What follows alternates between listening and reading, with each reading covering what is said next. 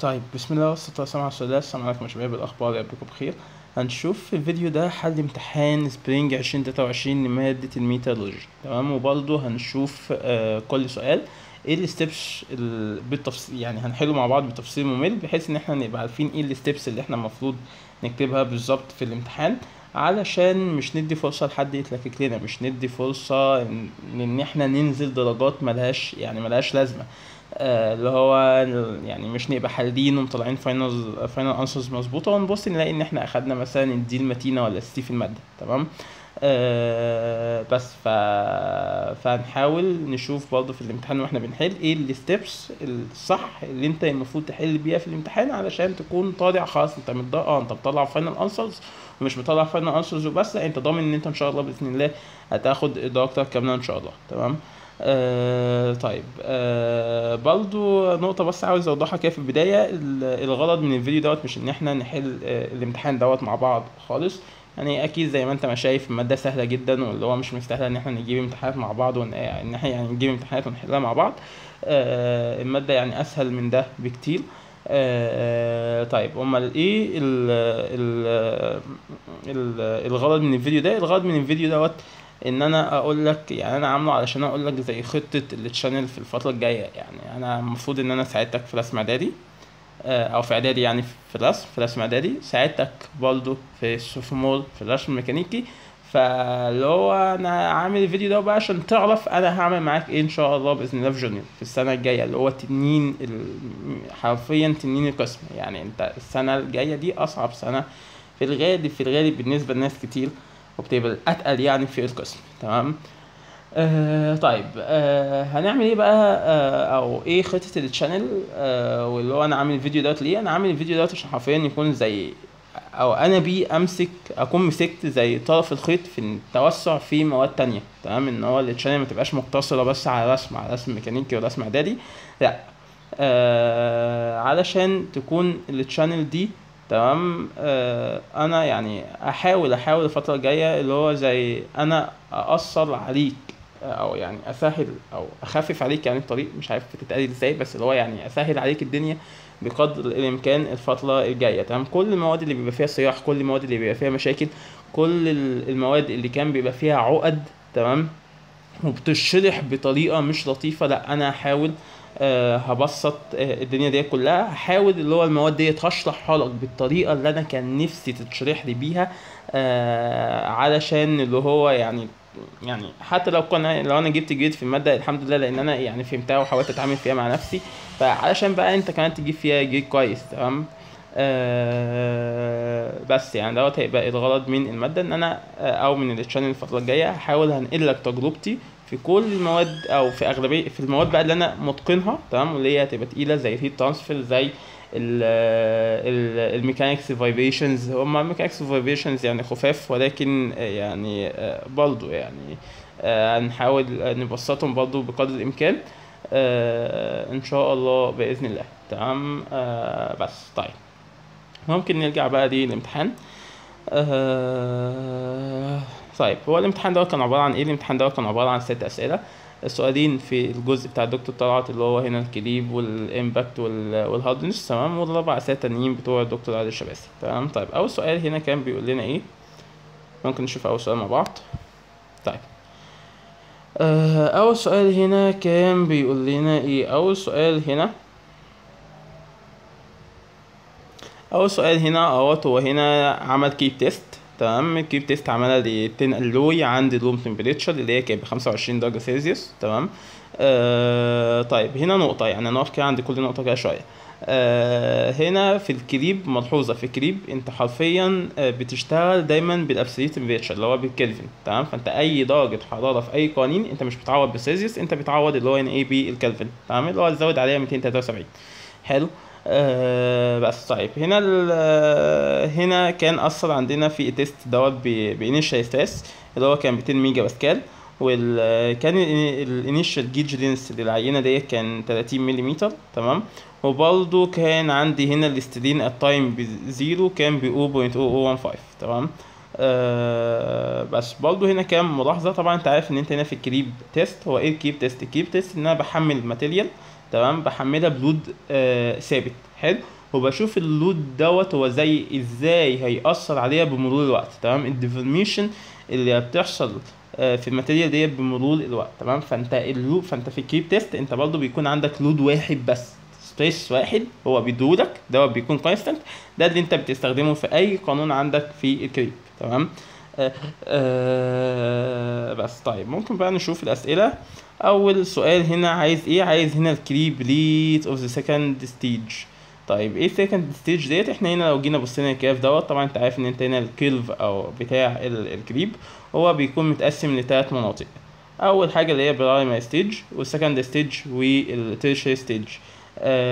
طيب لو جينا نتذكرهم كده بسرعه، البرايمري ستيج اللي هو هنا الكيب ريت فيها بيزيد، بس اللي هو هنا ايه بمعدل تناقصي. تمام، اللي هو بيكون الكيب ريت هنا بيبقى السلوب بيبقى بيقل. تمام. حلو. طيب السكند ستيج لا، الكيب ريت بيكون هنا كونستانت. تمام، السلوب عندك هيكون اللي هو هنا ايه كونستانت. تمام، ولكن التيرشري ستيج الكيب ريت فيها هو بيزيد، او الديفراكشن يعني هنا عندنا هنا ايه بتزيد، بس بمعدل اللي هو هنا ايه تزايدي. حلو. طيب هو هنا بقى عايز ايه؟ عايز الكيب ريت عند السكند ستيج. طب الكيب ريت عند السكند ستيج فين؟ السكند ستيج ادي كده السكند ستيج اللي هو الخط دوت. طب هو عايز هنا الكيب ريت، يعني ايه كيب ريت؟ كيب ريت اللي هو اي حاجه ريت، فانت هتقسم اللي هو الحاجه ديت على التايم. تمام، كيب ريت يبقى انت هتقسم الكيب، تمام، او الكيب سترين على اللي هو هنا ايه التايم، اللي هو برضه هنا باختصار الكيب ريت عند السكند ستيج اللي هو هيكون هنا السلوب بتاع الخط ده. تمام، فانت هنا المفروض طبعا انت عندك خط خلاص هتعين نقطتين، والدلتا واي على دلتا اكس هتكون جبت الكيب ريت. بس هنا في ملاحظه، ايه الملاحظه ديت؟ ان انت خلي بالك لما بيبقى عندنا هنا ايه في كيرفات زي كده، فانت الدكاتره يعني مش ترزع له كده اي نقطتين وخلاص تقول له الدلتا اكس على دلتا واي وبس كده خلاص انا طلعت الكيب ريت. لا، هو الدكتور بيحب النقطتين اللي انت تاخدهم يكونوا نقطتين اللي هو زي شراح، يعني اللي هي النقطه ديت صريحه قيمها اللي هو ايه واضحه. تمام، يعني النقطه ديت معروف ان هي خلاص التايم اللي هو يبقى ب 2000، الاسترين اللي هو يبقى ب 0.01. تمام، ما ينفعش مثلا اخد نقطه زي ديت. ليه؟ لان النقطه زي ديت هو التايم معروف اللي هو عند 3000، لكن الاسترين هيبقى قد ايه؟ هنألف بقى. تمام، فهو يعني حاول خد نقط واضحه بقدر الامكان، اللي هو يعني لو صريحه، لو انت عندك نقطتين يعني هم شراح فانت دول اللي انت تاخدهم. لو لقيت مثلا نقطه واحده بس اللي هي صريحه خدها، وحاول اللي هو التانية تكون يعني زي لا مظبوطه بقدر الامكان. تمام، اللي هو مثلا في النص حاجه زي كده، بحيث ان انت الايرور بتاعك يبقى قليل. فاهم؟ اللي هو مش يتركك لك يقول لك طب انت عرفت منين ان ديت عند التلاته ونص بالظبط. تمام. بس فالمهم حل السؤال دوت هو هيبقى ايه؟ احنا قلنا خلاص احنا هناخد هنا النقطتين. تمام، ونحسب السلوب بتاع الخط ده. تمام، فانا هنا عملت ايه؟ انا هنا اهو اخدت هنا بوينت 1 وبوينت 2. تمام، بوينت 1 اللي هي اخدتها البوينت ديت اللي هي التايم عندها ب 2000 والستريم ب 0.01. تمام، بوينت 2 هو ما كانش فيه اي بوينت تانية صريحة غير اللي هي ايه دي، يعني هي ديت يعتبر يعني الاقرب يعني، او اللي هو ايه الاصح حاجه يعني. فاخدت البوينت ديت كبوينت 2 وقلت ان هو التايم بتاعي هيبقى بتلاتة ونص. حلو. هيبقى الكيب سترين هيبقى ب 0.015. تمام، طيب عايز احسب الكيب ريت، فانت خلاص هيبقى الدلتا بقى هنا ايه الدلتا سترين على الدلتا هنا ايه تي. تمام، فاللي هو هيبقى 0.015 ماينس اللي هو 0.01 على اللي هو 3500 ماينس اللي هو 2000، فيطلع معاك الكيب ريت بالرقم دوت 3.33 في 10 باور نيجاتيف 6. طبعا اليونت بتاعتك اللي هو ما تنساش اليونت هنا اللي هي تبقى اس باور نيجاتيف 1. تمام، وحاول وانت بتحس وانت بتحل هتحل بنفس اللي هو ايه الريتم دوت، اللي هو هتكتب له الكريب ريت از سكند ستيج، هيبقى ده السيمبل بتاعه. حلو، بعد كده السيمبل تكتب اللي هو القانون، بعد ما تكتب القانون تكتب له البوينتس اللي انت اخدتها. فاهم؟ مش اللي هو مره واحده كده انت تنط وتهبد له ديت. طب حلو، ايه ده؟ هو ما فهمش حاجه، ايه ال 0.015 ديت وايه ال 0.01 ديت؟ لا، انت اكتب له كده البوينتس اللي انت اخترتها، وبعد ما تكتب البوينتس اللي انت اخترتها عوض في القانون. تمام، وتطلع الفاينل انسر. المهم برضه ان انت تعوض في القانون. تمام، انت كده خلاص، انت كده اخدت او كتبت الستبس بتاعتك كلها. ما اعتقدش ان في حاجه تانية انت يعني ما كتبتهاش. تمام. برضه ما تنساش اليونت بتاعت هنا كيوب ريت اللي هو هيبقى هنا سكند باور نيجاتيف 1. طيب ليه؟ لان انت عارف الكيوب ريت اللي هو انت بتعمل ايه، انت بتقسم في الكيوب ريت اللي هو السترين على التايم. طب السترين بيونت ليس، تمام، فانت ما عندكش يونت فوق والتايم تحت، اليونت بتاعتك اللي هو هتبقى بالسكند، فبالتالي اللي هو ايه هتطلع اللي هو ايه هتبقى اس باور نيجاتيف 1. تمام. طيب ده كده السؤال الاول. السؤال التاني هنا عايز ايه؟ السؤال التاني هنا عايز هنا المودولس اوف استيستي. تمام، عايز هنا المودولس اوف استيستي للتين الوي دي. تمام. طيب هنا نقطة، انت المودولس اوف استيستي دايما كان بيبقى فين؟ المودولس اوف استيستي كان دايما بيبقى في الالاستيك ديفورميشن زون. تمام. وانت برضه عشان تكون فاهم، انت عندك الكريب. حلو، انت الاول بيبقى عندك العينه الكيب تيست. انت ايه اللي بيحصل؟ انت الاول بيبقى عندك العينه ديت، انت بتاثر عليها او بتحط عليها الكونستنت ايه لود ده. تمام. طيب الكونستنت لود دوت لازم يكون اقل من السيجما ييلد. حلو، لان انت لو عديت السيجما ييلد ايه اللي هيحصل عندك دخلت كده في البالتيك ديفورميشن زون، ويحصل عندك ديفلاكشن او ديفورميشن. لا انا مش، طب انت كده انت بوظت الكيب تيست. انا الكيب تيست انا مش عايز اعمل زي ديفورميشن او يعني مش يحصل ديفراكشن بسبب اللود اللي انا حاطه على الماتيريال. لا انا عايز يحصل زي الديفراكشن اللي يحصل يبقى بسبب التايم. تمام، اللي هو ان انا مؤثر باللود ده على الماتيريال ديت لفتره كبيره، فبالتالي ايه يحصل ايه عندي هنا ايه ديفراكشن. تمام، فدايما اللود اللي انا باثر بيه بيكون طبعا اقل من السيجما ييلد. تمام. برضو نقطة مهمة، انت هنا في التيست في الكريب تيست. تمام، انت اول لما تحط اللي هو ايه اللود بتاعك، فانت اول لما تحطه فطبيعي هيحصل اللي هو هنا ايه ديفورميشن في الماتيريال. تمام، اللي هو يبقى الاستيك ديفورميشن. طب اول لما تشيل اللود دوت في نفس الوقت الماتيريال خلاص انت في الالاستيك ديفورميشن زون، فانت الماتيريال اللي هو ايه هترجع لوضعها الطبيعي. تمام، لكن بمرور الوقت لو الماتيريال اتشكلت فخلاص هي مش هترجع، انت كده خرجت بره الالاستيك ديفورميشن زون. تمام، فباختصار انا عايز اقول لك اللي هو ايه ان انت هنا المودولس اوف استيستي دوت دايما انت شغال في الاستيك ديفورميشن زون. تمام، يعني ايه الاستيك ديفورميشن زون؟ يعني الانيشال ستريس بالانيشال سترين اللي هو حصل بسبب اللي هو ايه ان انت حطيت اللود دوت على الماتيريال دي. تمام، لكن مجرد ما انت عديت التايم زيرو دوت والماتيريال بدات عندك تتشكل، لا انت كده خرجت ايه من الاستيك ديفورميشن زون. تمام، يبقى هنا بقى باختصار عشان الرغي ده كله هو هنا عايز المودولس اوف استيستي. فانا خلاص انت عارف ان انت المودولس اوف استيستي كان بيبقى ايكوال ايه؟ المودولس اوف استيستي كان بيبقى ايكوال الستريس على السترين. تمام، طب انهي ستريس اللي هو يبقى الانيشال ستريس اللي هو هنا كان مديهولنا ب 200 ميجا باسكال او 200 ميجا باسكال على الانيشال سترين اللي هو هنا هو كان مديهولنا ب 0.0015. تمام يا تمام 0.0015. حلو. بس فخلاص ده الانيشال سترين قسمت الاتنين على بعض. تمام، وطلعت له المودولس اوف استيستي وزي ما انت شايف او ده الحل كتبت له المودولس اوف استيستي اللي هو السامبل الاي القانون يبقى ايكوال انيشال ستيست على انيشال ستين. طب ديت الجيفن ده الانيشال ستيست ده الانيشال ستين قسمت الاثنين على بعض طلعت المودولس اوف استيستي اللي هو يبقى هنا ايه ب 66 لا ده ديت 6666.67 ميجا باسكال. تمام. طيب اخر بقى سؤال كان عايز ايه؟ اخر سؤال هنا كان عايز هنا بيقول لك عايز بقى الكريب ريت هو هنا مديك اللي هو الايكويشن ديت بتاعت الجدع دوت معرفش اسمه ايه.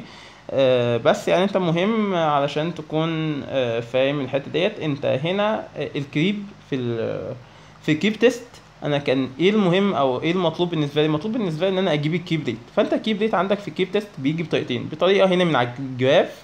تمام، والله انت هنا لو طلبوا منك من على الجراف ففي الغالب اللي هو ايه هيطلب اللي هو هنا ايه في السكندري ستيج ديت عشان تجيب السلوب بتاع الخط. تمام.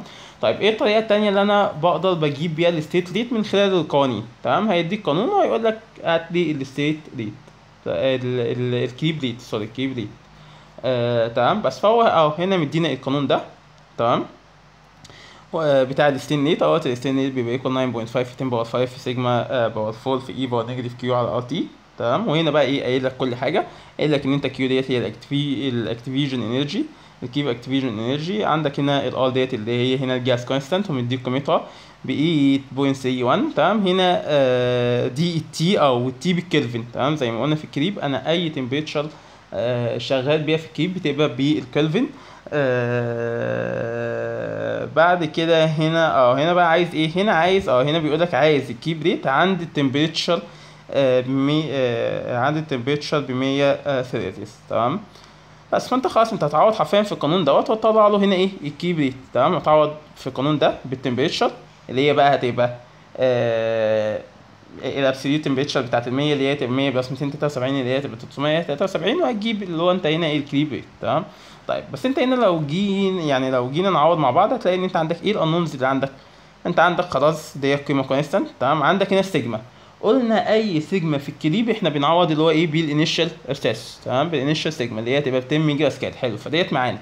تمام. برضو الجاز كونستانت معاك ب 8.3 ب 8.31. تمام. التمبريتشر خلاص ديت التمبريتشر اصلا اللي انت هتجيب الستين نيت عندها اللي احنا هنعوض فيها او هنعوض يعني فيها ب 373. حلو. طيب هتلاقي قانون وحيد اللي هو هنا كيو، هو هنا مش مديك الكيو. طب هنتعامل ازاي بقى؟ ده بالمناسبة السؤال دوت حرفيا اللي هو في الدفعة ديت يعني في الامتحان دوت 3/4 الدفعة خرجوا سابوا السؤال دوت او عكوا فيه. ليه؟ لان هم هنا قعدوا يقول لك طب احنا هنجيب قيمة الكيو منين؟ بس انا اقول لك يعني قاعدة كده، قاعدة انت عندك حاول اي ايكويجن تاخدها تعرف ايه الانونز اللي فيها وايه الكونستانس اللي فيها. تمام. طيب فانت هنا في الايكويشن ديت احنا بصينا ايه الكونستانس اللي يعني ايه القيم اللي بتبقى ثابته في جميع الحالات في مختلف اللي هو الاختبارات. ايه القيم اللي بتبقى ثابته؟ خلاص القيم اللي بتبقى ثابته احنا السيجما قلنا السيجما عندها بتبقى كونستانت في الكريب. الار طبعا الجاز كونستانت ده او دي جاز كونستانت دي بتبقى كونستانت برضه في جميع الاختبارات. تمام. برضه الكيو هنا في القانون دوت هي بتبقى كونستانت. تمام.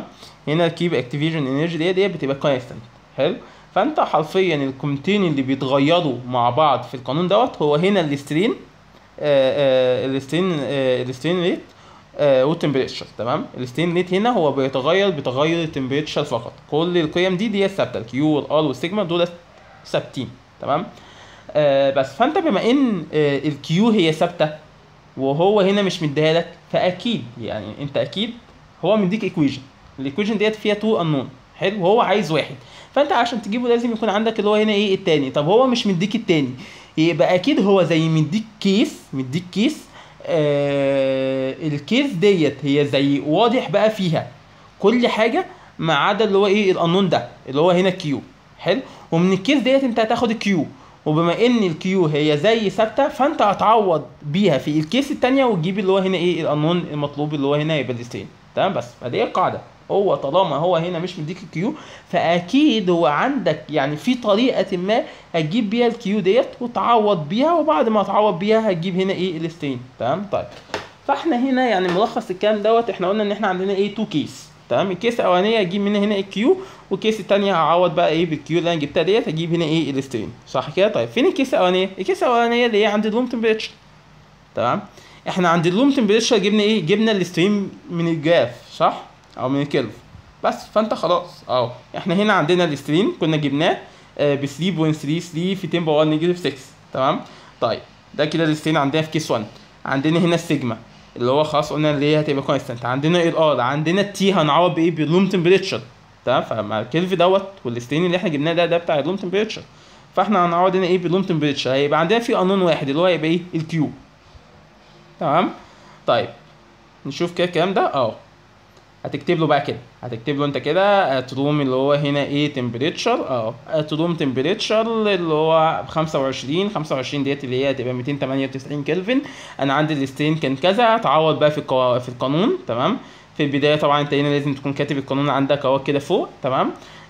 ولما تعوض في القانون يبقى عندك زي ما قلنا قانون واحد القانون دوت اللي هو انت ايه هتجيبه. تمام. فتطلع معاك الكيو بالرقم ده 22,000 لا ديت مش دي 224,976. تمام. جول لكل مول. تمام. طب جبنا الكيو بقى هنقول له ايه هنقول له كده.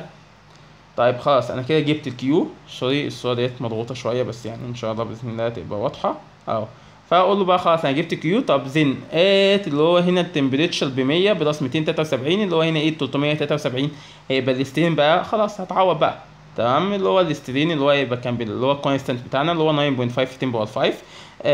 في اللي هو هنا السيجما، اللي هي السيجما اللي احنا قلنا اللي هي تبقى كونستانت.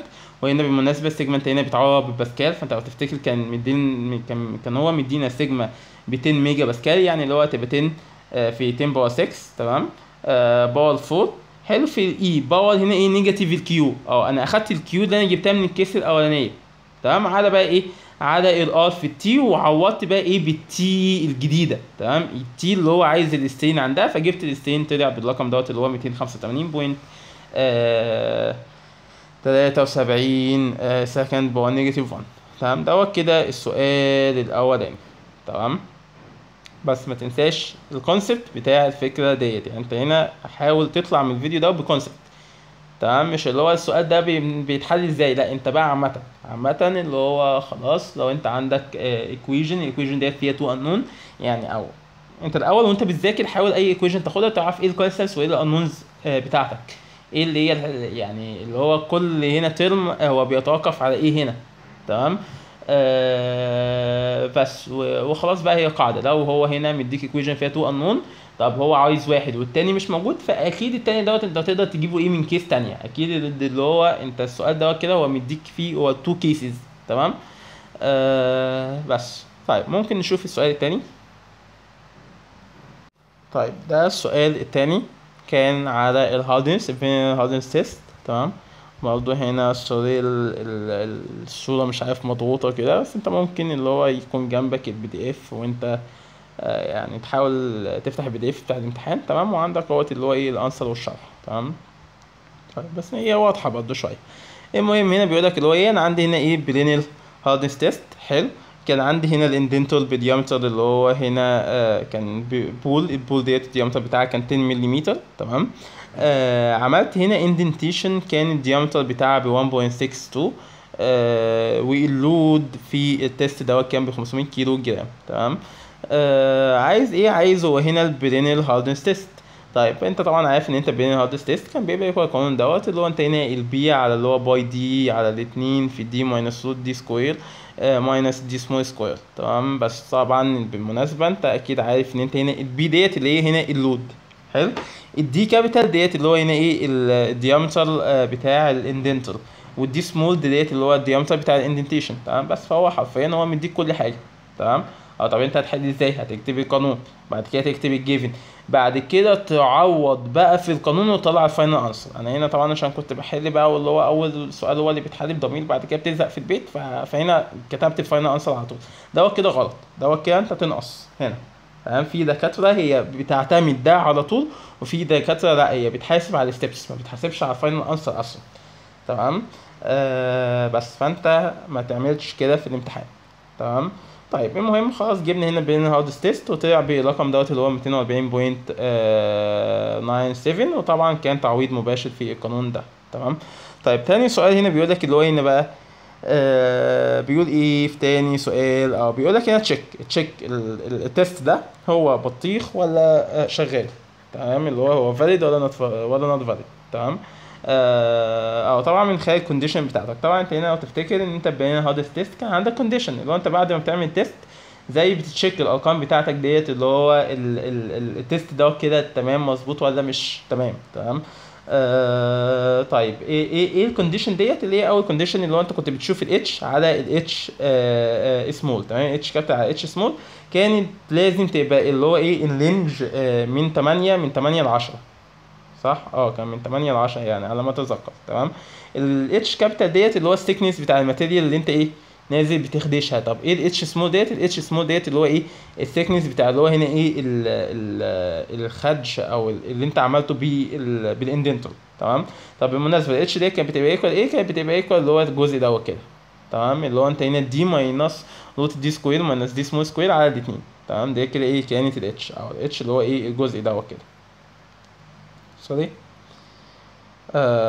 دوت هنا كانت دي كده ايه ده كده الاتش. حلو، طيب هنا هو هنا بما انه مش مديك ولا اتش، مش مديك الاتش كابيتال، اللي هو السيكنس بتاع 200، فانت اكيد مش هتقدر يعني مش هتقدر زي تختبر بالكونديشن دوت. طب ايه كان ايه الكونديشن التاني؟ الكونديشن التاني اللي هو دي سمول على الدي كابيتال، تمام؟ اللي هو انت هنا الديامتر بتاع الاندنتيشن على الديامتر بتاع الاندنتال كان لازم يبقى في اللينج اللي هو ايه من ربع ل 0.6، تمام؟ من ربع ل 0.6، يعني بعيدا عن العك دوت اللي هو انت المفروض كده عرفت ان انت الدي سمول على الدي كابيتال لازم تبقى من ربع ل 2 ل 0.6، تمام؟ بس فانت خلاص هو هنا مديك الدي سمول ومديك الدي كابيتال، او انت هتقول له كده هتحل ازاي؟ هتكتب له كده اللي هو مثلا it will be valid when اللي هو انت هنا ايه الكونديشن دوت تحقق، تمام؟ اللي هو انت الدي سمول على الدي كابيتال بتبقى ايكوال اللي هو ايه اللينج دوت، تمام؟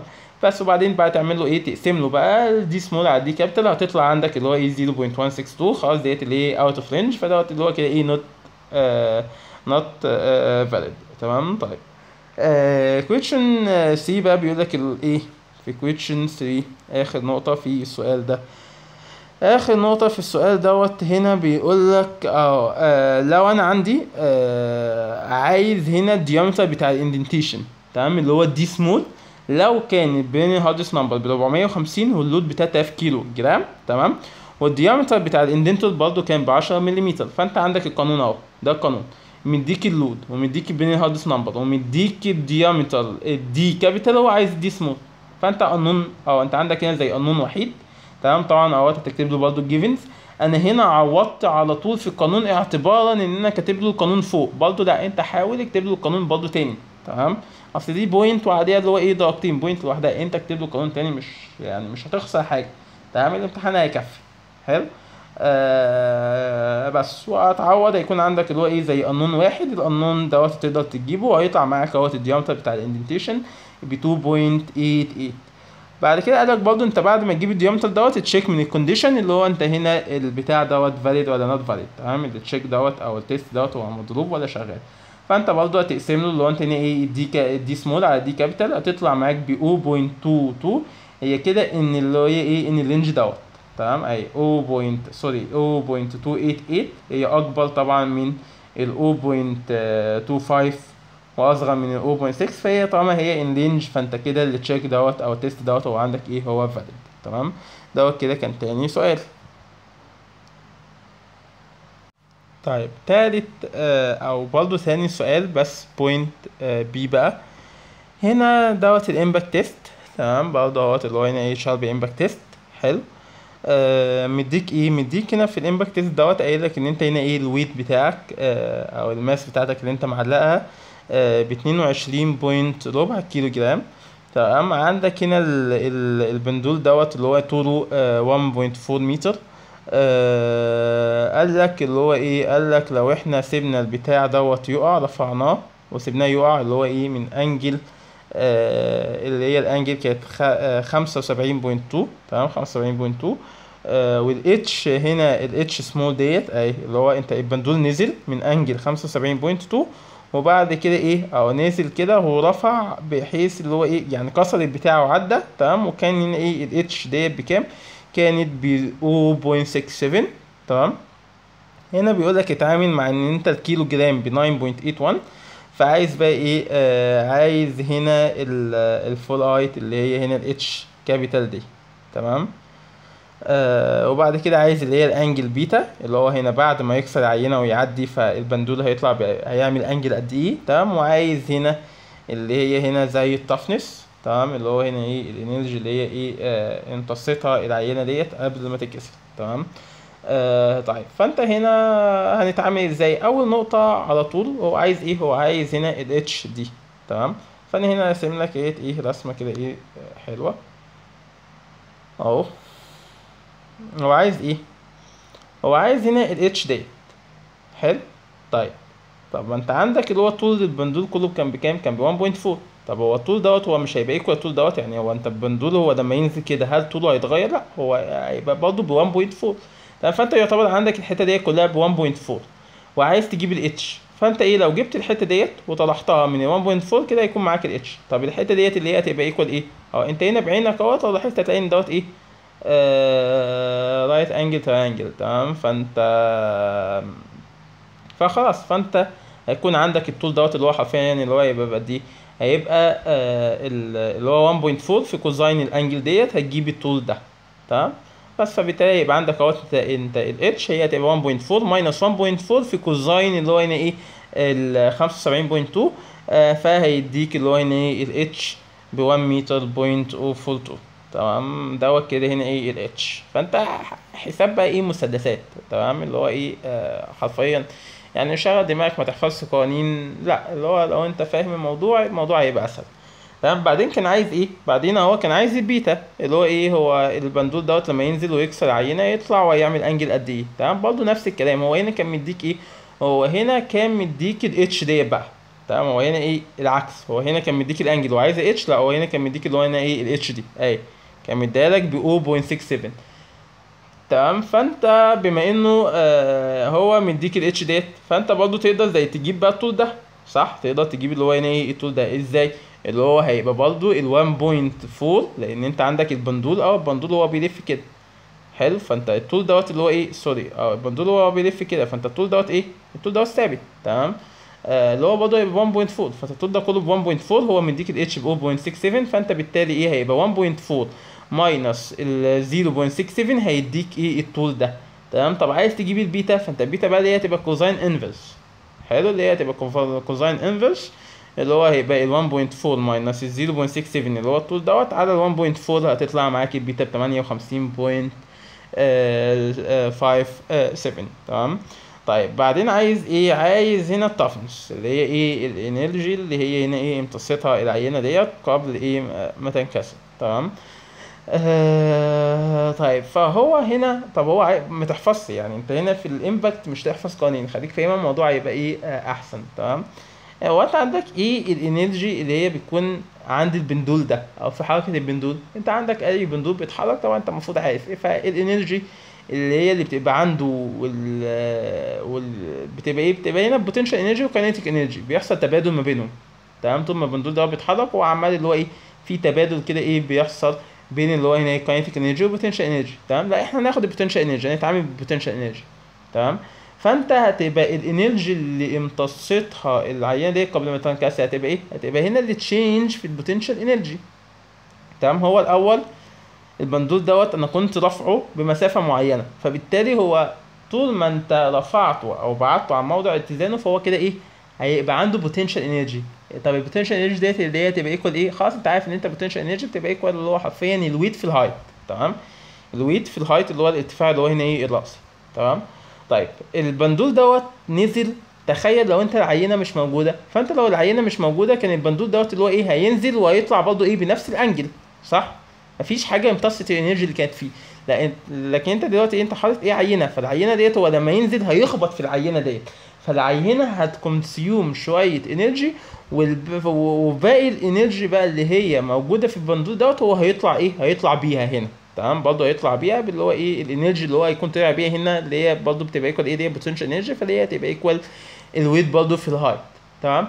طب انت عايز ايه؟ انت عايز الانرجي بقى اللي هو ايه العينه ديت ايه امتصتها، فاللي هي هتبقى ايه الدلتا اللي هي تبقى ايه الدلتا في البوتنشال انرجي اللي تشينج في البوتنشال انرجي. تمام.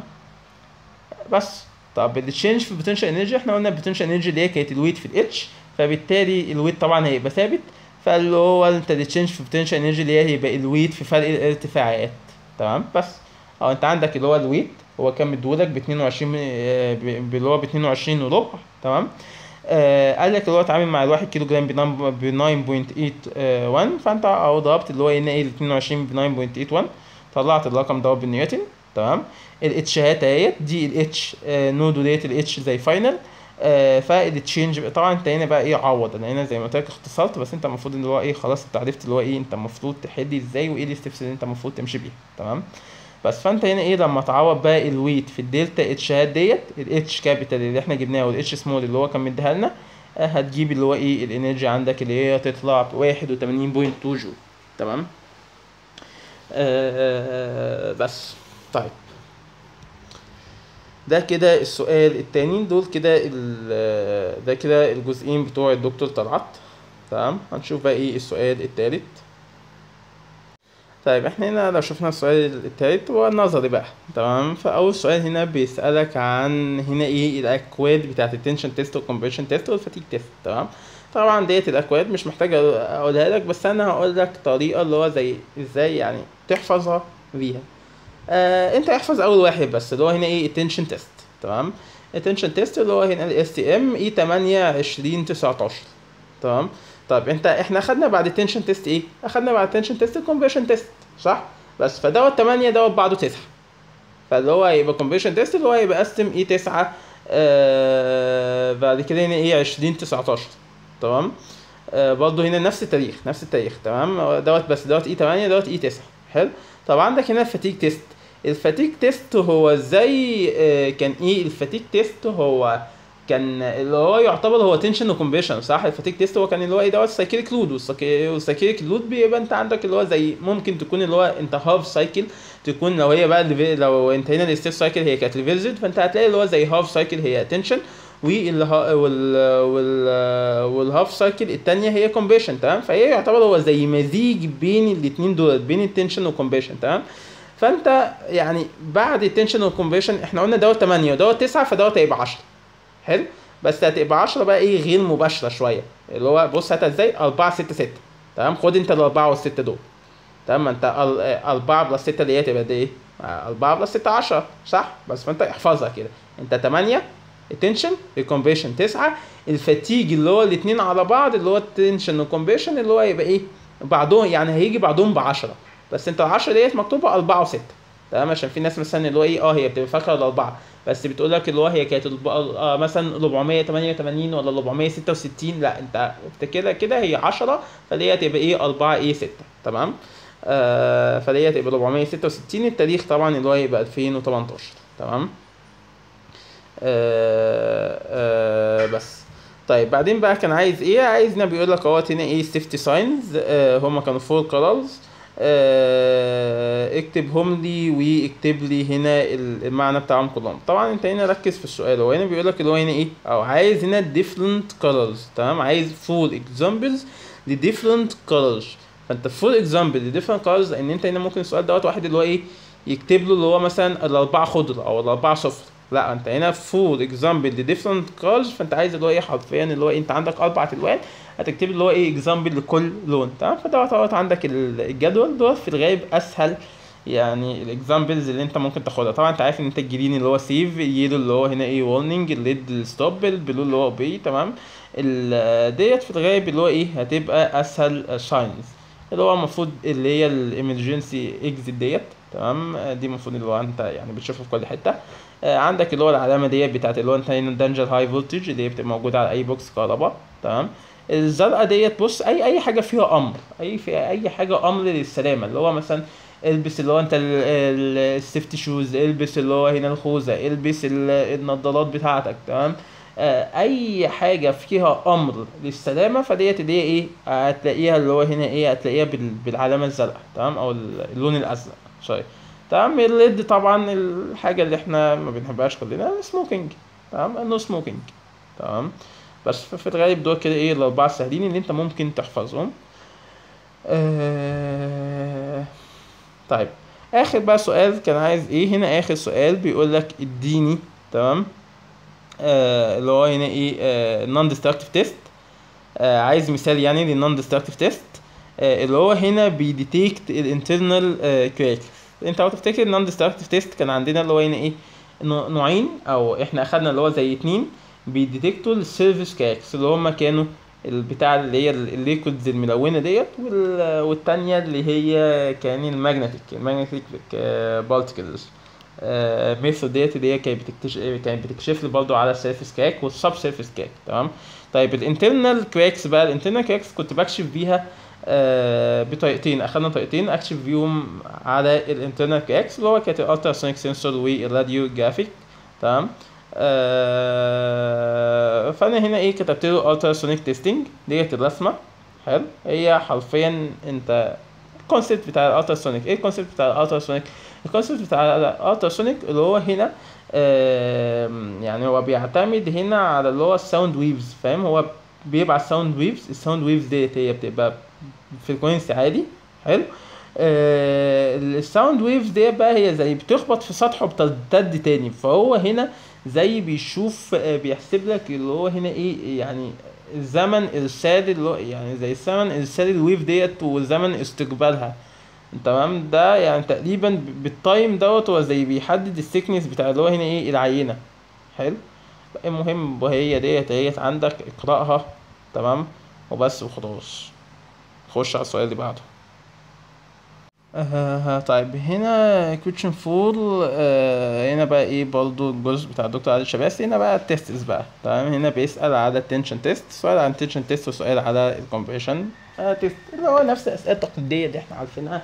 اللي هو بيجيب لك اللي بيديك الجيفنز بتاعتك ويقول لك احسب لي ماكسيمم مش عارف سايز فرينس الليد فرينس الحاجات دي كلها. تمام، الدكتيليتي الستين الحاجات دي. تمام. طب هنا مديك ايه هنا بيقول لك اللي هو ده تنشن تيست عملناه على اللي هو هنا ايه كاربون ستيل شورت سبيسمنت. تمام. طيب انت هنا الشورت سبيسمنت لقيت اهوت زي حته او كلمتين انت سمعتهم قبل كده، فاقف عندهم اقف عندهم.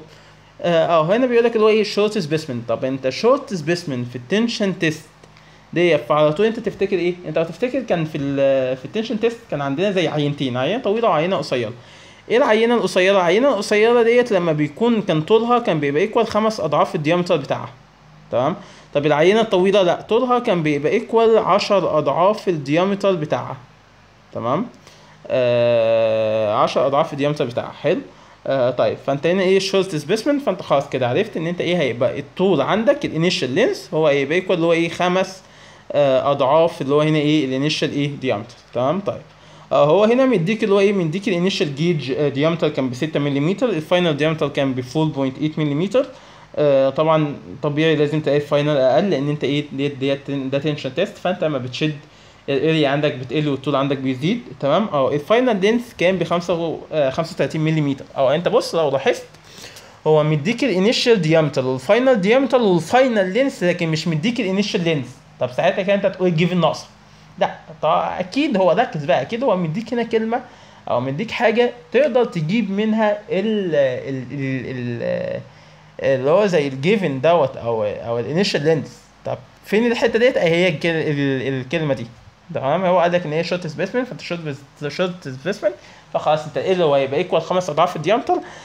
هو هنا مديك الانيشال ديامتر، هتضرب الانيشال ديامتر دوت في 5، فبالتالي انا عاملها هنا او شورت سبيسمنت، فانت ايه اللي هو ايه هيبقى ايه الانيشال هتبقى ايكوال 5 اضعاف الدي انيشال، ف 5 في 6 اللي هي تطلع عندك هنا ايه ب 30. تمام. بس بعد كده بقى ايه بقيه الحاجات بقى ايه العاديه. عايز هنا ماكسيمم تنسايز ستريس، فانت ماكسيمم تنسايز ستريس هتكتب له كده ماكسيمم تنسايز ستريس اللي هو هتبقى سيجما التيميت هتبقى ايكوال اللي هو هنا ايه الماكسيمم لود على الاريا نود. تمام. طبعا انت هنا هتكون حاسب الاريا نود.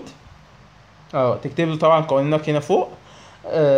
دي انيشال دي فاينل. ده قانون الاريا دي كده اريا انيشال وديت الاريا فاينل. تمام. قسمت بقى اللود على الاريا انيشال اللي هي كانت ب 28.27 طلع معايا دوت هنا ايه الالتيميت تنسايل سترينث اللي هو هيبقى ب 371.42. تمام. بعد كده عايز ايه؟ عايز هنا السترين بيزد اون ذا تشينج ان سامبل لينث. تمام. طيب اللي هو هنا انت اكتب له بقى كده، هو هنا كاتب لك تشينج، لا انت عرفه ان انت فاهم، فالتشينج ان لينث دوت اللي هو يبقى انكريزنج. تمام. بس فانت اكتب له كده ذا سترين بيزد اون انكريزنج ان ايه ان لينث السيمبل. تمام. السترين عندك اللي هو يبقى ايه ال فاينل ماينس ال نوت على ال نوت برضه، فهتبقى 35 ماينس 30 على 30 في المية لو انت عايز تطلع السترين طبعا كنسبة مئوية، فاللي هو يبقى 16.76. تمام. برضه هنا قال لك عايز هنا السترين بيزد اون ذا تشينج ان سامبل كروس سكشن اريا، فهو هنا قايل لك تشينج لان اكيد مش هيغششك، فانت لا بين له انك فاهم، فتقول له ايه السترين بيزد اون ريدكشن ان ايه ان اريا. تمام. ده السيمبل بتاعك. برضه هنا القانون هتعوض طبعا، انت هنا ما تعوضش على طول، لا اعمل زي ما انا عامل كده فوق. تمام. عوض الاول في القانون وبعد كده طلع الفاينل انسر، مش تكتب الفاينل انسر كده على طول. تمام. فاللي هو يبقى ب 35 طبعا كنسبة مئوية اللي هو يبقى 35.99. تمام. بس طيب هنا بوينت هنا كنت عايز اقولها بس نسيتها. طيب هو هنا بقى في البوينت الاخيره طيب لك ايه طالب هنا اللي هو هنا ايه شكل الكسر. طيب شكل الكسر دوت احنا هنرسمه ازاي؟ انت عارف ان انت شكل الكسر كان هو هنا ايه زي 3 او اللي هو كده بنفس اللي هو ايه كروس سكشن. تمام، ديت لو الماده عندك بريتل. لو الماده عندك دكتايل فانت هنا فانت هنا بتنزل بالديامتر كده شويه. تمام، ديت اللي هو ايه لو هي هنا ايه دكتايل. تمام، لو اللي هو ديت اللي هي لو كانت انترميديت دكتايل تقريبا، ولا مش فاكر كان اسمها ايه، بس اللي هو يعني لو هي شويه يعني ولا بليتل ولا دكتايل قوي، هي زي في النص. تمام، لو الماتيريال كان دكتايل قوي فانت حرفيا بتنزل كده بالديامتر. تمام، بيكون شكل الكسر عامل كده. تمام. طيب انا اعرف بقى منين؟ اعرف منين؟ هو انت ممكن يعني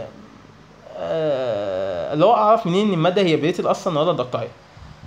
فانت بالسنس. حلو، انا بعتمدها بالسنس اللي هو هنا ايه قيمه حرفيا الاسترين. يعني انت هنا وبالذات في الاسترين ان اريا، يعني انت هنا لو بصيت بص الاسترين ان اريا كان كام؟ انت الاسترين ان اريا كان 35%.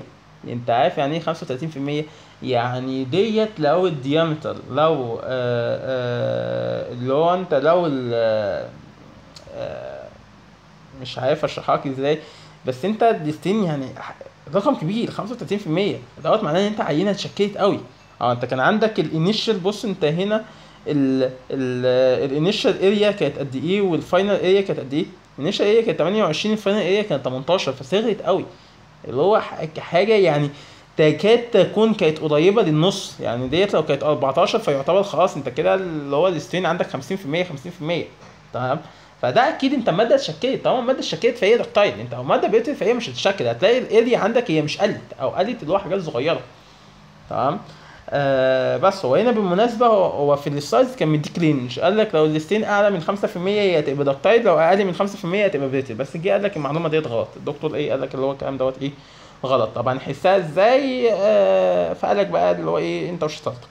حلو.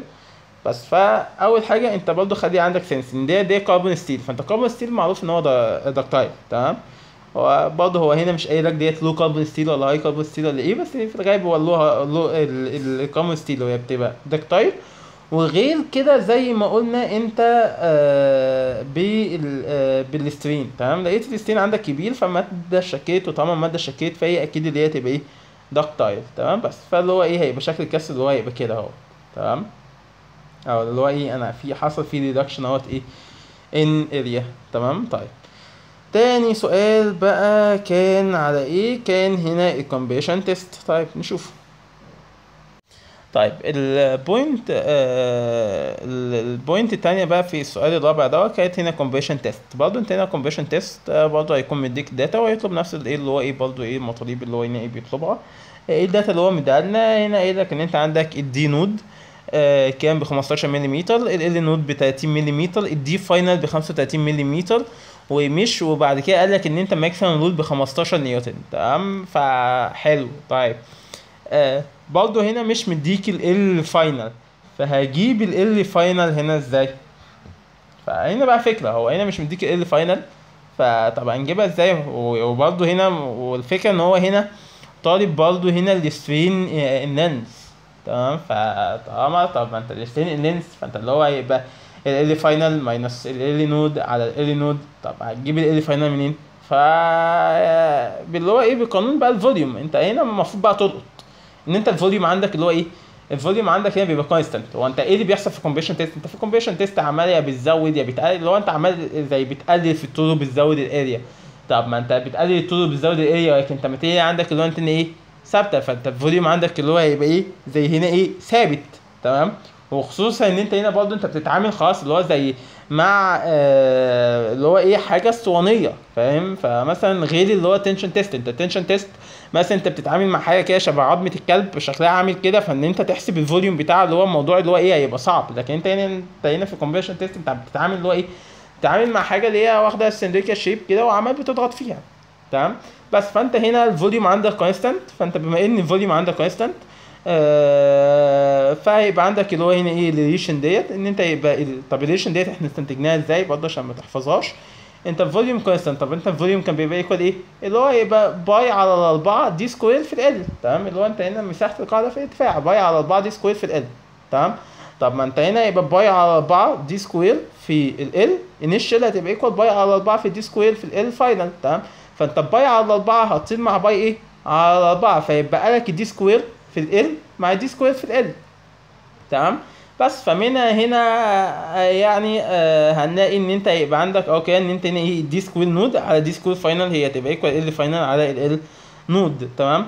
او بالفهم بقى على طول، بالفهم انت عارف ان انت هنا ايه الاريا هي بتتناسب عكسيا مع الطول، فانت هيبقى عندك اللي هو زي 1/2 هتبقى ايكوال 2/1. تمام. بس 1/2 هتبقى ايكوال 2/1، او اللي هو انت النود على فاينل هتبقى ايكوال فاينل على نود. تمام.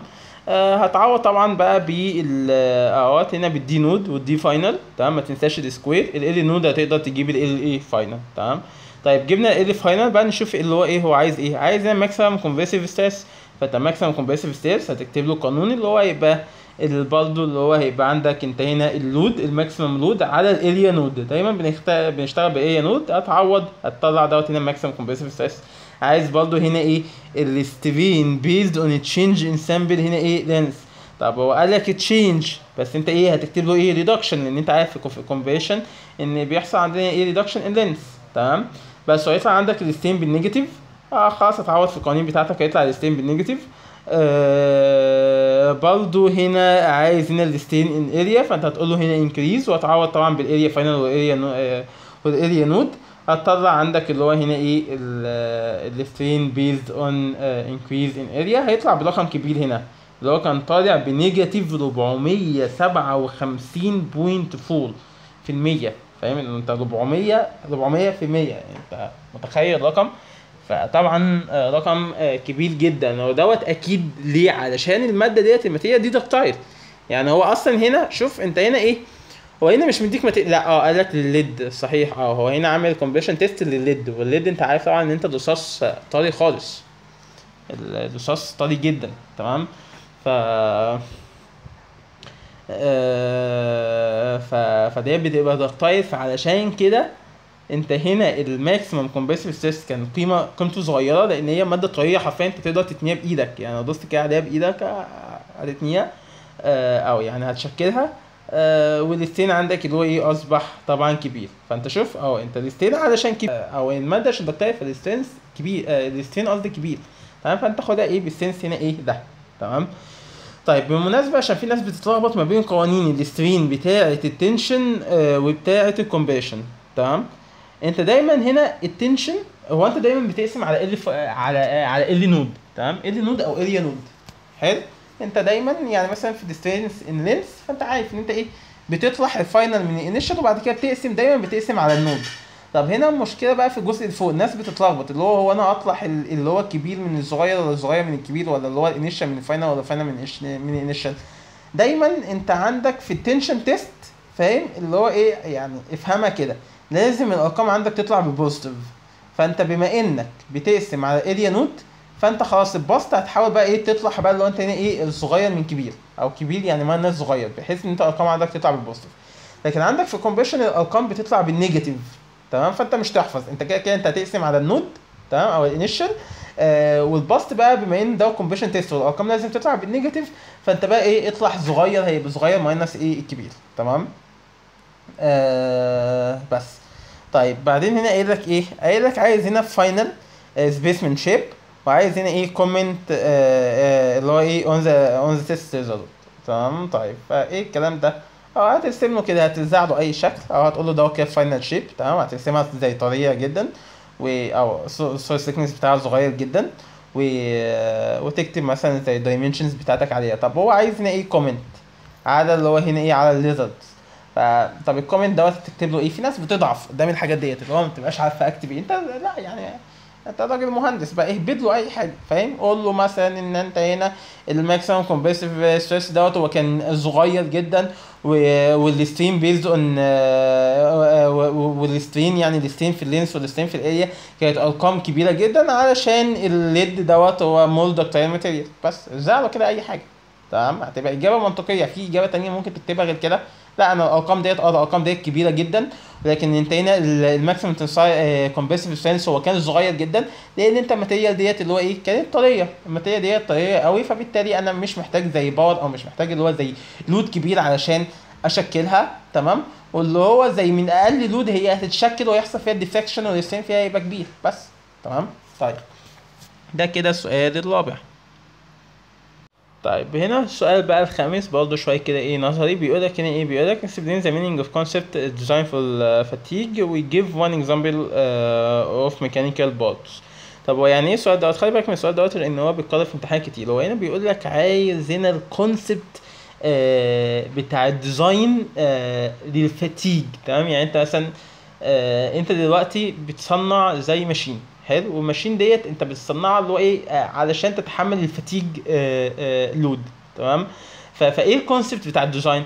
انت لو تفتكر ان احنا عشان نحسن اللي هو الفتيج والماشين بتاعتي او اللي هو البارتس بتاعتي هي تتحمل الفتيج، فاحنا كنا بنعمل اللي هو ايه 3 حاجات تقريبا او 4 حاجات. ايه هما؟ ان انت بتحاول تقلل اللود، بتحاول تقلل مثلا انت هنا برضه هنا ايه النمبر اوف سايكلز، برضه هنا السيرفيس كونديشن، بتحاول تحسن السيرفيس كونديشن اللي هو الهاردنس او بتعمل اللي هو انت شوت بيننج ده، تمام. برضه كنا بنعمل اللي هو هنا ايه الديزاين كونسيدريشن، فهي ديت الديزاين كونسيدريشن بتاعتنا. وكانت ايه هي الديزاين كونسيدريشن؟ الديزاين كونسيدريشن اللي هو ان احنا كنا بنحاول بنريموف اي بوينتس بيكون عندها ستريس كونسنتريشن، تمام؟ لان البوينتس اللي بيكون عندها ستريس كونسنتريشن دي بتبقى ضعيفه جدا، فدي بتبقى معرضه ان هي تتكسر. حلو. طب ايه البوينتس اللي بيكون عندها ستريس كونسنتريشن؟ اللي هو اي شارب ايدج كده، او اي اللي هو انت هنا ايه يعني رايت انجل كده، فحاجه زي كده احنا كنا بنعملها اللي هو انت هنا ايه فيلت، تمام؟ بس فهو عايز الحته دي بقى. انت هنا example the meaning of concept design of the for fatigue، فتقول له الحته ديت اللي هو انت هنا الكونسبت بتاع الديزاين عشان اللي هو ايه الفتيج، ان انا remove اي بارتس هي have stress concentration، تمام؟ طيب هنا بقى بيقول لك اللي هو ايه give one example of the mechanical part، فانت مثلا ممكن تقول تدي له اي example، مثلا حاجه زي crank shaft، او انا هنا اهوت قلت له اللي هو ايه الكونسبت، نفس الكونسبت اللي انا قلت عليه، او ان انا هنا ايه in design for fatigue we must اللي هو ايه remove any points that have stress concentration to increase the fatigue limit، تمام؟ طيب هنا الاكزامبل بتاعي كان هنا الشافت، اللي هو ايه الشافتس اللي بيكون فيها اللي هي مش يعني مش بسنجل كروس سكشن اريا، لا هي الشافتس اللي هي بيبقى فيها اللي هو هنا ايه كروس سكشن ارياز هنا ايه كده اللي هو ايه مختلفه، تمام؟ او بديامترز اللي هو هنا ايه مختلفه، تمام؟ فانت لما بيكون عندك شافت متدرج او في ديامترز مختلفه، فانت مش بتصنعه كده، تمام؟ اللي هو لان انت كده عملت ستريس كونسنتريشن. طب ما بنصنعه ازاي؟ بنصنعه هو كده، تمام؟ بتعمل اللي هو انت الفيلتس والاندر كاتس والحاجات دي كلها، تمام؟ انت المفروض بقى ان انت واخد ماشين اليمنت ديزاين، لا ماشين كونستراكشن، المفروض ان انت ايه اتعلمت الحاجات ديت واخدتها طبعا، تمام؟ بس فده كده الاكزامبل هنا ايه كان ده الاكزامبل بتاعي، تمام؟ طيب في السؤال التاني بيقولك اللي هو هنا ايه explain and deduce the state of stress during rotating bending fatigue test. طيب هنا عايز هنا ال state of stress بتاعت هنا الفاتيج تيست. فايه انت عارف ان انت هنا الفاتيج تيست في اللي هو الروتيتنج، مش عارف الروتيتنج تيست دوت ولا مش عارف كان روتيتنج بيندنج ده، تمام؟ فانت ايه اللي بيحصل؟ انت في الروتيتنج بيندنج ده عشان انت يعني عشان تفهمها، انت بيبقى عندك زي ماتيريال اهي، تمام؟ دي كده ماتيريال، تخيل بس كده شكلها، تمام؟ يعني تخيل ان هي شكلها عامل كده، هرسمها لك بقى، او تخيل ان هي شكلها عامل كده، تمام؟ ده بسبب ايه؟ بسبب ان انت زي معلق هنا اللود كده عليها، حلو؟ طيب فانت عندك ده كده شفط، حلو، ده شفط وانت ماسكه كده ومعلق عليه لود بالمنظر ده، فبالتالي ايه اللي بيحصل؟ وهو بقى عمال يلف، تمام؟ فانت ايه اللي بيحصل؟ انت دوت في الفيرست هاف سايكل هو بيكون متعرض، انت اللود دوت زي شده تحت، فايه اللي بيحصل؟ فبيكون عندك زي بيندنج في الاتجاه ده، تمام؟ فانت لما بيكون عندك بيندنج في الاتجاه ده، فانت طبعا اللي هو انت ايه النص التحتاني من الشافت ده طبعا بيكون متعرض لتنشن، والنص اللي فوق بيكون متعرض اللي هو ايه لكمبريشن، تمام؟ طيب تخيل بقى انت في الهاف سايكل الثانيه، ان انت الشفط دوت هو عمال يلف معاك، صح؟ فالشفط دوت هو لما يلف في الهاف سايكل الثانيه شكله هيبقى عامل ازاي؟ شكله هيبقى عامل كده، صح؟ طيب وبرده اللود عندك ايه ده؟ سوري نسميها تاني. انت الشفط عندك اللي هو ايه هيكون عامل كده، تمام؟ طيب واللود عندك اللي هو هيبقى كده، صح؟ ما هو لف فالجزء دوت هو زي بقى فوق، والجزء دوت اللي هو ايه بقى تحت، تمام؟ واللود برضه عندك ما زال كده، فانت اصبح انت الحتت ديت اللي هي كانت متعرضه ل اللي هي كانت متعرضه هنا لكمبريشن، هي اصبحت متعرضه ايه لتنشن، لان انت بقى ايه يعني المفروض بقى ايه الشفط دوت اللي هو ايه يعني تحت تاثير اللي هو ايه يعني الفورس، هو مع الوقت اللي هو يبقى يعني هيقلب زي كده تمام. فانت هتكون اللي هو زي انت الاجزاء اللي تحت هي ايه هتقلب، هي هنا كانت الاجزاء اللي تحت متعرضه لكمبريشن سوري ريتنشن، والاجزاء اللي فوق متعرضه ل كومبريشن. الشافت دوت لما يلف ودوت واللود دوت يشده كده تحت، فهتصبح الاجزاء اللي تحت هنا هي اللي هتتعرض زي التنشن، واللي فوق كومبريشن تمام. بس فانت علشان نرسمها او عشان الموضوع بقى ايه يبقى واضح سوري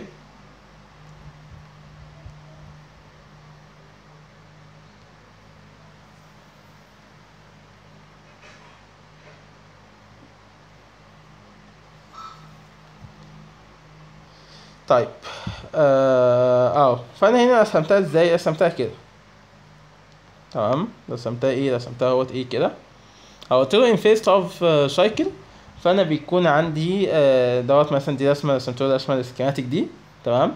وبيكون عندي اللي هو ايه زي ما قلنا اللي هو ايه او زي رسمه اللود اللي احنا رسمناها، بيبقى عندي اللود هو بيشد لتحت، فممكن نقول اللي هو كأن الضاي عندي هنا ايه فوق تمام، وبتضغط، فبالتالي ايه اللي هيحصل زي ما قلنا اللي هو ايه الجزء اللي تحت هو هيتعرض لتنشن، والجزء اللي فوق هيتعرض اللي هو ايه الكومبريشن، اللي هو حرفيا كانها كومبريشن تيست عاديه، نفس الستيت اوف ستريس بتاعت الكومبريشن تيست تمام. فاللي هو الستيت اوف ستريس هتبقى ايه؟ هتبقى كده تمام، او الجزء اللي تحت تنشن فانت السوم عندك لبره، الجزء اللي فوق كومبريشن فانت السوم عندك اللي هو انت ايه اللي جوه تمام.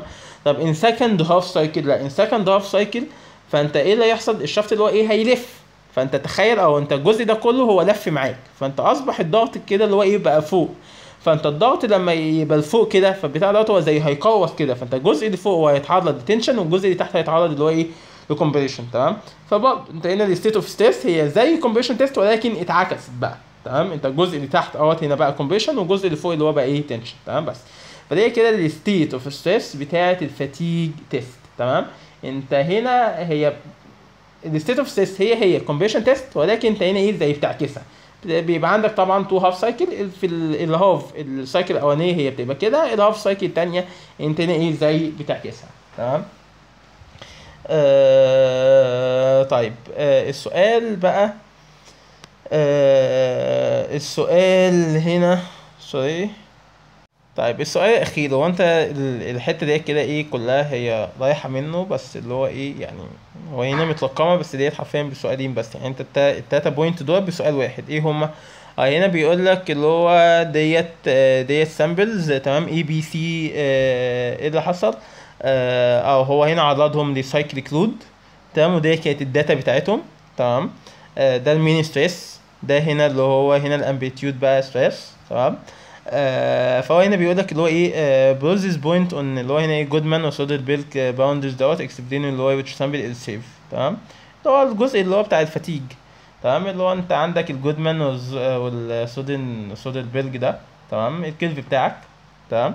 فانت هترسم له الكيرف، وبعد ما ترسم له الكيرف ديت عندك ايه ديت سامبلز، فانت هتقول له اللي هو ايه يعني كل سامبل هي سيف بالنسبه لايه تمام، اللي هو سامبل ايه ديت بالكونديشن بتاعتها ديت هي هل هتبقى سيف بالنسبه لجودمان ولا هتبقى سيف بالنسبه لزودلبرج تمام.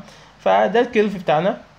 انت طبعا في الامتحان هترسم اللي هو ايه على شكل بياني، فيبقى عندك اللي هو هترسم تو سكيل يعني، ويبقى الكلام احسن من العك ده تمام. انت مهم عشان تكون عارف انت هنا الكيرف ده بتاع اللي هو ايه جودمان وزودلبرج واللي هو جيلبال والناس ديت، انت بيكون عندك الاكس اكسس هو بيكون المين ستريس تمام، الاكس اكسس بيكون المين ستريس، والواي اكسس بيكون عندك الامبليتيود ستريس اللي هو هنا مش عارف الالترناتيف دوت تمام. طيب يبقى انت هنا اكس اكسس اللي هو بيكون المين ستريس دوت، هنا بيكون عندك الامبليتيود هنا ايه ستريس تمام. طيب لو تفتكر كنا بنوقع على اكس اكسس اللي هو هنا ايه الالتيميت تنسايل ستريس واليلد سترينث، او هنا مديك اهوت انت هنا في بوينت سي، او بيقول لك ان انت عندك الالتيميت تنسايل ستريس كان ب 500 ميجا باسكال، واليلد سترينث كان ب 300 ميجا باسكال تمام. بس فانا هنا ايه وقعت اهوت الالتيميت تنسايل ستريس، ووقعت اللي هو انت هنا ايه اليلد سترينث تمام.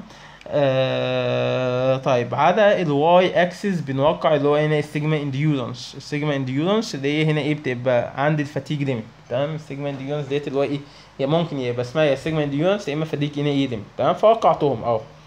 تمام. لو تفتكر كان جيلبر كنا بنوصل بقى ما بين السيجما انديورنس والالتيميت باللي هو ايه كانت العلاقه بينهم كانت برابطه في جيلبر. تمام. فاللي هو كنا بنوصل كده زي بارك.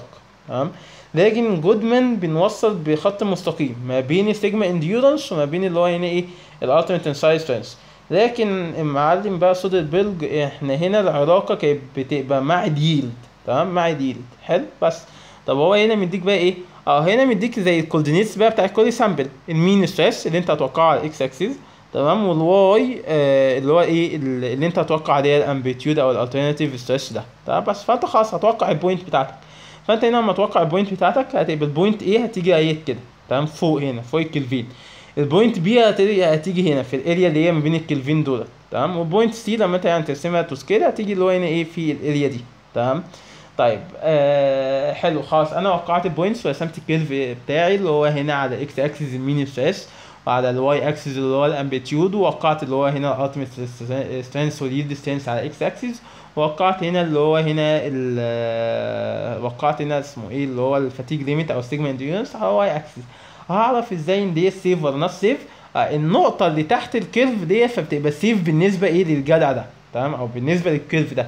لكن لو النقطه ديت هي كانت في الاريا او فوق اللي هو زي الكيرف او فوق اللي هو اللاين فهي كده هتبقى بره لا هي دي كده مش سيف. تمام.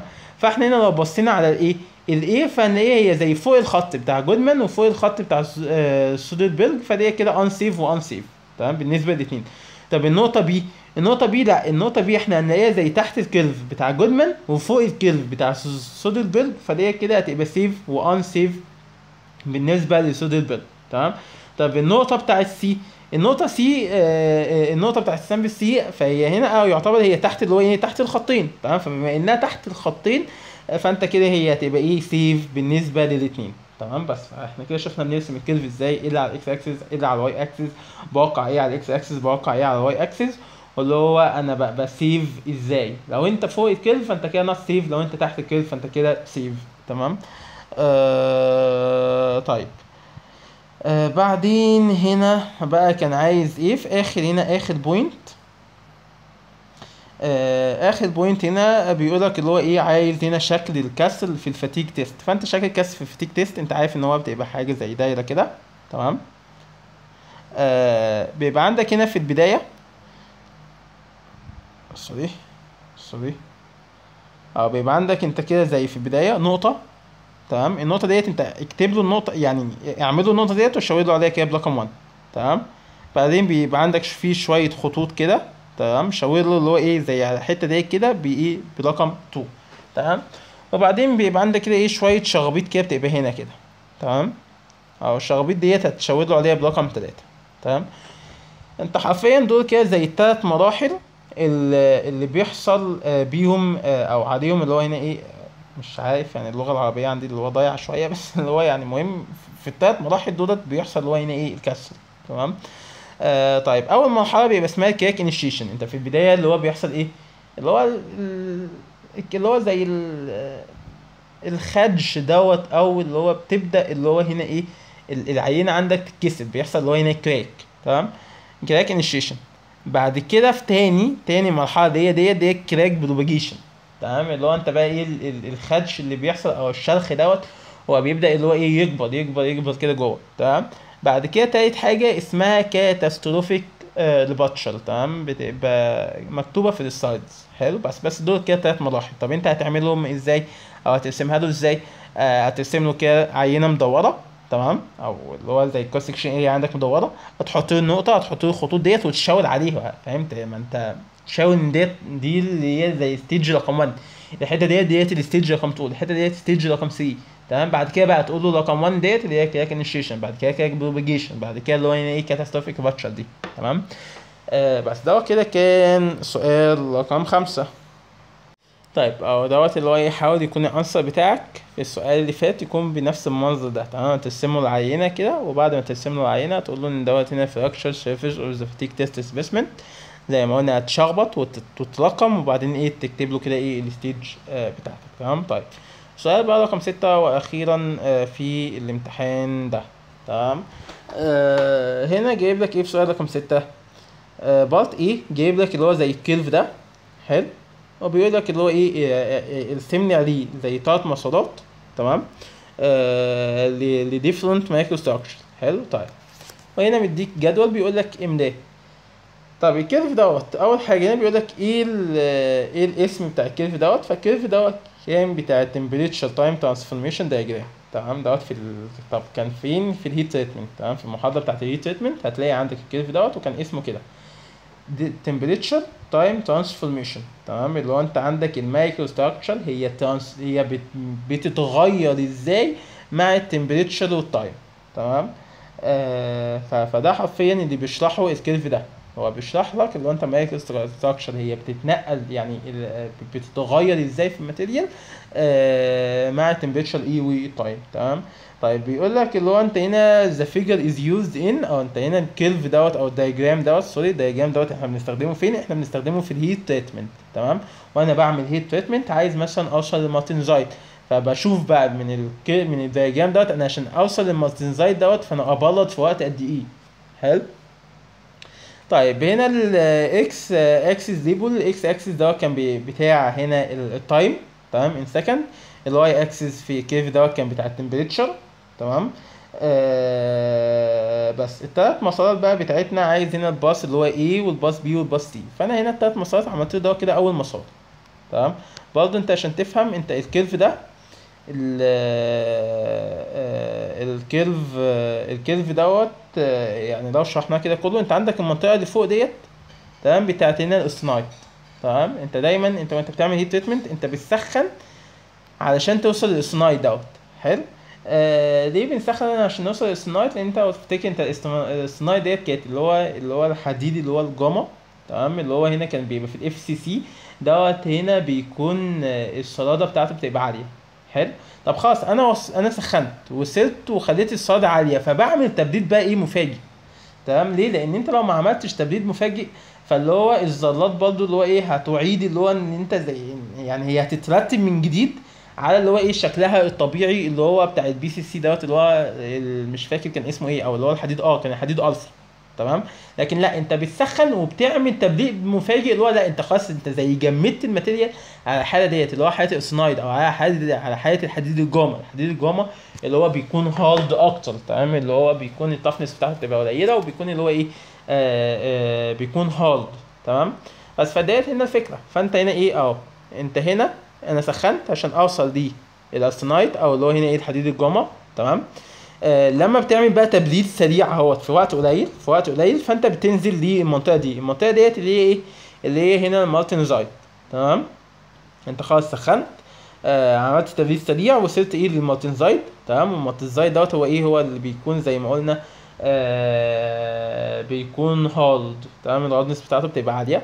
تمام. طيب انت الليجن ديت بتبقى عندك اللي هو بيبقى فيها بيرايت، والليجن ديت بيبقى فيها باينايت. تمام. فانت هنا الليجن بقى طيب اللي هي ما بين الخط دوت وما بين الخط دوت ديت بقى هتبقى اوستونايت بلس بيرايت، ولكن الليجن اللي تحت ديت كده. تمام.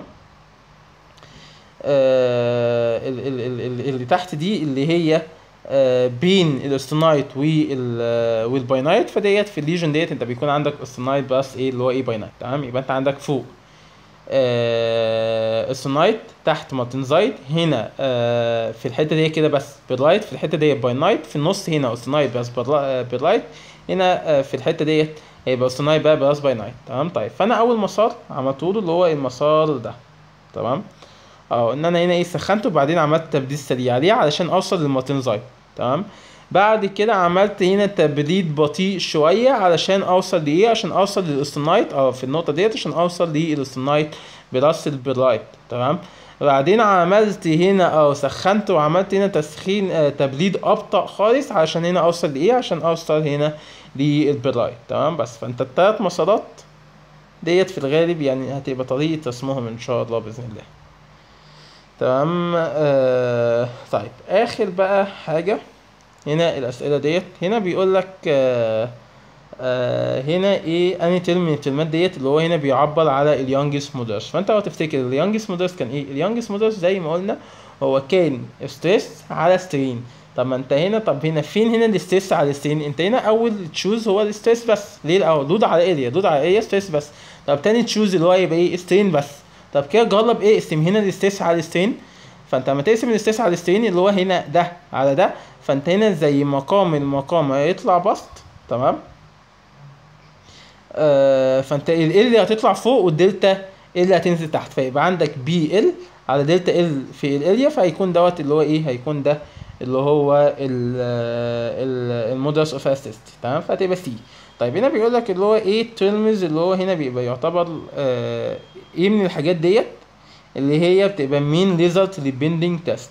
فانت هنا البندنج تيست كان اللي هو الكلمه دي اللي انا مش عارف انطقها سترينث. تمام. طيب هنا ايه المين ريزلت للشير تيست اللي هو هيبقى شير سترينث. بص هو حرفيا هو انت المين ريزلت لكل تيست هي سترينث، بس على حسب التيست بقى. فانت الكلمه اللي قبل سترينث ديت هي يعني بيبقى ليها تسميات مختلفه على حسب اللي هو انت ايه التيست. تمام. فانت في التنشن تيست بتبقى تنساي سترينث، في الكونفرشن تيست هتبقى كومبريسيف سترينث. تمام. في البينتنج اللي هو مش عارف ريكتشر ديت سترينث. تمام. في الشيل هتبقى شيل سترينث. حلو. بس فسهله، هو هنا الشيل تيست شيل سترينث على طول. مش عارف ديت خلاص اعرف انت الكلمه الغريبه ديت بتاعت البيندنج. تمام. طيب هنا برضو ايه هنا بيقول لك ايه التيستز اللي انا بستخدم فيها الستاندرد بلوكس. فاحنا في المنهج الستاندرد بلوكس او بلوك كنا بنستخدمها في اختبارين بس. استخدمناها هنا في النون ديستركتيف تيست في الالتراسونيك سنسور، واستخدمناها برضو في الهاردنس تيست. تمام. طيب هنا بقى بيقول لك ايه the ability of material to be formed by hammering or loading. طب انت الهامرنج واللودنج ديت ايه؟ انت الهامرنج واللودنج اللي هو يعتبر كومبريشن صح؟ بس فانت هنا الكومبريشن كنا بنعبر عن اللي هنا الديفورميشن بتاعت الكومبريشن كنا بنعبر عنها بايه؟ اللي هو السترين. هو كان سترين بس كان اسمها اللي هو ايه؟ ماليابيليتي. تمام. مش دكتيتي ولا بلاستيستي ولا الاستيستي. تمام. يعني انت لو تفتكر لو فتحت كده السلايدز بتاعت الكومبريشن تيست هتلاقي السترين كان مسميهولك ماليابيليتي. تمام. يا رب برضه اكون بنطقها صح. تمام. بس كده ده كده الامتحان.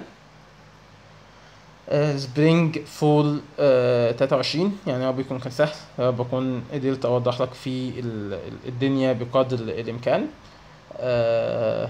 بس يعني برضو حاول اللي هو انت الامتحان ان شاء الله باذن الله هيبقى ساعتين، وزي ما انت ما شفت في الميدترم حرفيا الامتحان هو بيخلص بعد نص الوقت. بس كفاينل انسر كان انت لو انت بتحل في البيت وبن غير نظام هتخلصه بعد نص الوقت. تمام. بس هل هو عايز كده؟ لا، ما هو لو الامتحان كان يخلص بعد نص الوقت فعلا فهو كان اكيد زود في عدد من الاسئله. تمام. لكن لا، هو مش عايز كده، هو عايزك تحل بنظام تكتب له كل حاجه علشان تخلص في الوقت المظبوط. تمام. فانت يعني ما تنساش انت يكون معاك وقت، فانت حل بتفصيل ممل علشان مش تديله فرصه ان هو يتلكك لك. تمام. بس كده. في اخر الفيديو بقى ما تنساش من دعواتك. برضو ما تنساش السبسكرايب واللايك والكومنت والكلام ده كله. يعني شجعنا عشان نشجعك. حلو. ونعمل لك الحاجات اللي احنا ايه اللي انا وعدتك بيها. ما انت هتعمل سبسكرايب هسيب الفيديو وهعمل حاجات تانية، مش هتعمل سبسكرايب همسح الفيديو وهقفل الشانل خالص. حلو كده.